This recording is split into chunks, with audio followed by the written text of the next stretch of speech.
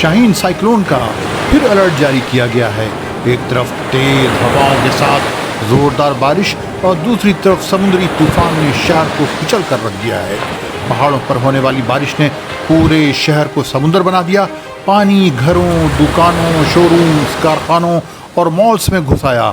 پانی کا بہاؤ اتنا تھا کہ نہ جانے کتنی گاڑیاں اس میں بہہ گئیں اور کئی جانی نقصان بھی ہوا۔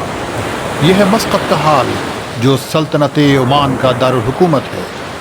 پچھلے 36 گھنٹے سے عمان کا ساحلی علاقہ تقریباً تمام شہر ٹراپیکل سائیکلون کی زد میں ہے۔ ہر طرف تباہی کا منظر ہے۔ عرب دیش پر آج زیادہ تفصیلات اسی سائیکلون اور اس سے مچنے والی تباہی کی۔ یہ صبح کا وقت ہے اور اکتوبر کی 4 تاریخ۔ عرب دیش کی خبریں سننے والوں کو فیض الحق کا سلام۔ عمان نیوز ایجنسی کے مطابق زوردار بارش اور تیز ہواؤں کے ساتھ یہ سمندری طوفان 150 کلومیٹر کی رفتار سے مسنع اور سویق میں داخل ہوا۔ اتوار کو عمانی اتھارٹیز نے بتایا کہ انہوں نے مسقط میں پانی سے 2 لاشیں برآمد کی۔ پانی کے بہاؤ سے ایک بچے کی موت ہوئی۔ امارات میں 2 لوگوں کے مرنے کی خبریں ہیں۔ ٹراپیکل سائیکلون کے اثرات ساؤتھ اور نارتھ الباطنہ پر بھی رہیں گے اور 200 سے 500 ملی میٹر، ظاہرہ اور بریمی میں 100 سے 300 ملی میٹر تک بارش ہو سکتی ہے، لیکن وہ بھی تیز ہواؤں کے ساتھ۔ ساؤتھ شرقیہ اور مسندم میں 3 سے 4 میٹر تک اونچی سمندری لہریں اٹھ رہی ہیں۔ ملک میں سائیکلون کی 8ویں وارننگ جاری کی گئی ہے، لیکن اب تک جو ہو چکا ہے وہ بہت ہی بھیانک ہے۔ سمندر کے کنارے آباد خوبصورت مسقط شہر تباہی کا ہولناک منظر پیش کر رہا ہے۔ سیب میں واقع ہوائی اڈے سے اگر دائیں طرف پرانے مسقط شہر کی طرف مڑیں تو سڑک پر پانی بھرا ہوا ہے۔ تھوڑی دور پر سڑک کی دائیں طرف بعض منسٹریز کے دفاتر اور کارپوریٹ آفیسز ہیں، جہاں جب پانی گھسا تو ایسا لگ رہا تھا یہ عمارتیں نہ ہوں، سمندر کے درمیان کروز شپس کھڑے ہوں۔ یہ پانی بھی ایسا ویسا نہیں، اس کی تیز لہریں کسی خطرناک دریا سے کم نہیں تھیں۔ اور اگر آگے بڑھیں تو عزیبہ راؤنڈ اباؤٹ آتا ہے، جس میں بائیں طرف الصحوہ ٹاور اور دائیں طرف کچھ شو رومز سب ڈوبے ہوئے تھے۔ 2 قدم پر شاندار جامع سلطان قابوس یا سلطان قابوس گرینڈ ماسک، جو اس طوفانی بارش و پانی میں اپنے جمال اور جلال کے ساتھ کھڑی نظر آئی، لیکن اس کے سامنے بہتی ہوئی وادی ہولناک منظر پیش کر رہی تھی۔ آس پاس بنے ولاز اور ملٹی سٹوری رہائشی عمارتوں میں لوگ چھپے ہوئے تھے۔ اس کے آگے 2 قدم پر غبرہ راؤنڈ اباؤٹ ہے۔ یہاں تو غضب کا منظر تھا۔ سڑک کی ایک طرف اونچائی پر لولو ہائپر مارکیٹ اور دوسرے مالز اور اسپتال ہیں، تو دوسری طرف نشیب میں گھنی آبادی اور ملا جلا مارکیٹ ہے جو پانی میں ڈوبا ہوا تھا۔ کم از کم ان عمارتوں کی پہلی منزل تو لازماً ہی ڈوب گئی تھی۔ لوگوں نے پانی کا ریلا دیکھتے ہی اوپر کی منزلوں میں پڑوسی اور عزیزوں کے درمیان پناہ لی۔ اسی شاہراہ سلطان قابوس پر آگے بڑھتے جائیں تو ایک طرف الخویر کا علاقہ جو پہاڑوں سے قریب ہے اور سڑک کی دوسری طرف منسٹریل ڈسٹرکٹ سب پانی کے زد میں تھے۔ القرم کی بیچ پر تو تباہی ہی تباہی تھی۔ یہاں سمندر کے کنارے دیر رات شیشے کی گڑگڑاہٹ کی جگہ سمندری تھپیڑوں کی گرج تھی۔ تمام ریستوراں اور کیفے تباہی کا منظر پیش کر رہے ہیں۔ ساحل پر کھجور کے درخت ایک ایک کر کے گرتے چلے گئے۔ اسی طرح آگے بڑھتے ہوئے قدیم علاقہ روئی آیا، جسے ایک طرف پہاڑوں سے آنے والے طوفانی بارش کے پانی اور وادی نے دریا بنا دیا تھا۔ اس علاقے میں واقع کمرشل ڈسٹرکٹس بھی جل تھل تھے۔ قدیم تاریخی علاقہ مطرح جو عین ساحل پر واقع ہے اور آج بھی مسقط یا عمان کی تاریخی روایات اور عمارتوں کا امین ہے، سمندری موجوں کے تھپیڑے جھیلتا رہا۔ عام طور پر یہ علاقہ ایسا لگتا ہے جیسے ممبئی کا میرین ڈرائیو، لیکن یہاں عمارتیں کم اور فطری مناظر زیادہ ہیں، یا ایسا جیسے کراچی کا کوئی اور ساحلی علاقہ۔ مطرح میں ایک طرف سمندر، بندرگاہ، سوق، دوسری طرف پہاڑ، ان پر بنے تاریخی قلعے، خوبصورت پارک، لیکن یہ سب ہولناک تباہی کا منظر پیش کر رہے تھے۔ سڑکیں تباہ ہو چکی ہیں اور پیومنٹس کو سمندری لہروں نے چور چور کر دیا ہے۔ آگے اسی جگہ سمندری موجوں نے کنارے کھڑی بوٹس کو دھکا دے کر سڑکوں پر چڑھا دیا۔ کئی جگہ پہاڑ ٹوٹ ٹوٹ کر سڑکوں پر آ گئے۔ ایسا ہی منظر سیب کویک خابورہ کا تھا، جس نے 2007 کا ٹراپیکل سائیکلون گونو دیکھا ہوگا۔ اس کے لیے یہ منظر نیا نہیں ہے، لیکن 14 سال میں شہروں نے ترقی کی، آبادیاں بڑھیں، اور پھر یہی ٹراپیکل سائیکلون شاہین کے نام سے آ گیا۔ مسقط سے 60 کلومیٹر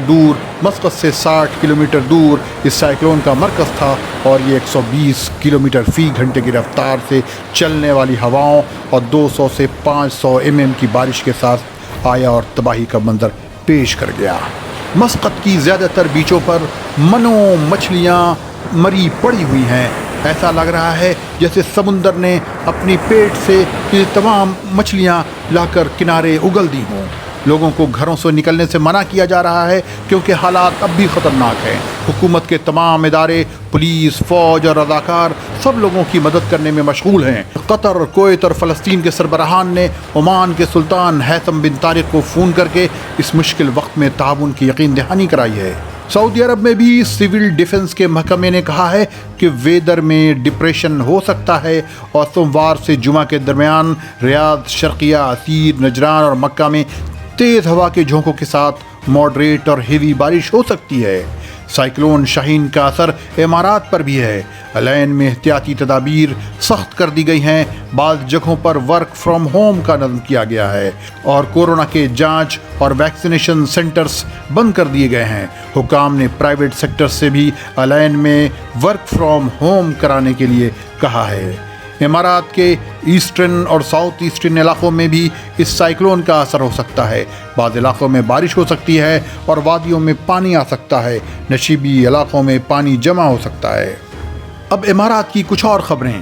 العین کی ایک عدالت نے ایک نوجوان کو دوسرے نوجوان کی کار پر حملہ کرنے اور اس نوجوان کو پرماننٹلی ڈسیبل یا معذور بنانے کے ہرجانے کے طور پر 20,000 درہم ادا کرنے کا حکم دیا ہے۔ معذور ہونے والے نوجوان نے عدالت میں 50,000 درہم کا دعویٰ کیا تھا۔ اس واقعے میں اس نوجوان کے ہاتھ اور پیر کی ہڈیاں ٹوٹی تھیں اور اسے سرجری کرانی پڑی تھی۔ اس دوران وہ 20 دن کام پر بھی نہیں جا سکا تھا۔ اس حملہ کرنے والے نوجوان پر 5,000 درہم کا جرمانہ بھی کیا گیا ہے۔ ابوظبی کی ایک عدالت نے ایک شخص کو دوسرے کو 80,000 درہم ادا کرنے کا حکم دیا ہے۔ یہ اس کار کی قیمت ہے جو اس نے دوسرے شخص سے خریدی تھی، اور اسے چیک دیا تھا لیکن بینک میں بیلنس نہیں تھا اور یہ چیک باؤنس ہو گیا تھا۔ ابوظبی کی پرائمری کورٹ نے ایک ایئر ہوسٹس کی ایک درخواست رد کر دی ہے جس میں اس نے اس کمپنی کے خلاف اپنی نوکری سے نکالے جانے کا معاوضہ مانگا تھا۔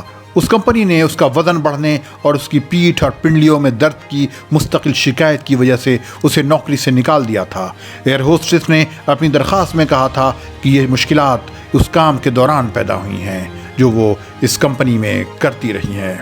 اب چلتے ہیں کویت میں 5 سوڈانی مقیموں کو بکریاں چوری کرنے کے الزام میں گرفتار کیا گیا ہے۔ یہ مقیمین کئی بار یہ جرم کر چکے تھے۔ ایک رپورٹ پر ان کی نگرانی کی گئی اور انہیں رنگے ہاتھوں پکڑ لیا گیا۔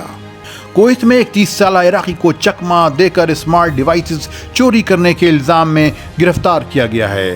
جنوب السر میں پولیس کو اطلاع ملی تھی ایک عرب جو خلیجی لہجہ بولتا ہے وہ ان لوگوں کے ساتھ دھوکہ کر کے اسمارٹ ڈیوائسز اچک لیتا ہے جو مختلف ایپس پر انہیں بیچتے ہیں۔ کویت کے مقام خیتان میں ایک میدان میں ایک نومولود بچہ جسے ہندی میں نوجات بھی کہا جاتا ہے پڑا ملا۔ یہ اطلاع پولیس کو ایک پاکستانی مقیم نے دی۔ پھر اس بچے کو اسپتال منتقل کیا گیا جہاں اسے پوری طرح صحت مند پایا گیا۔ اس معاملے کی چھان بین کی جا رہی ہے۔ سعودی عرب میں اپنے بچوں کے سامنے 2 میاں بیوی میں جھگڑا ہوا، خوب چیخو پکار ہوئی۔ اسی پر دونوں میں یہ طے پایا کہ گھر میں بچے ہیں، باہر جا کر بات کرتے ہیں۔ دونوں کار میں بیٹھ گئے، تکرار شروع ہوئی اور بات ہاتھ اٹھانے تک آ گئی۔ شوہر نے اپنی بیوی کو تھپڑ رسید کر دیا، لیکن یہ تھپڑ مہنگا پڑا۔ شوہر نے ہاتھ میں انگوٹھی پہن رکھی تھی، اس سے اس کی بیوی کی آنکھ پھوٹ گئی۔ بات صلح و صفائی کے لیے آئی اور 4 لاکھ ریال بیوی کو ہرجانے کے طور پر پیش کیے گئے، لیکن اس نے اسے لینے سے انکار کر دیا۔ اس نے قصاص مانگا، یعنی آنکھ کے بدلے آنکھ۔ دیکھنا یہ ہے کہ اب ہوتا کیا ہے۔ سعودی عرب کے مقامی وکلاء اور اسلامی قوانین کے ماہرین کا کہنا ہے کہ میاں بیوی کا رشتہ شرعی حکم پر عمل کرنے میں رکاوٹ نہیں بن سکتا۔ اللہ حافظ۔ اگر آپ سعودی عرب، امارات، کویت، بحرین، قطر میں رہتے ہیں تو عرب دیس کو سبسکرائب کر لیں اور ساتھ ہی گھنٹی کے بٹن پر کلک بھی کر دیں۔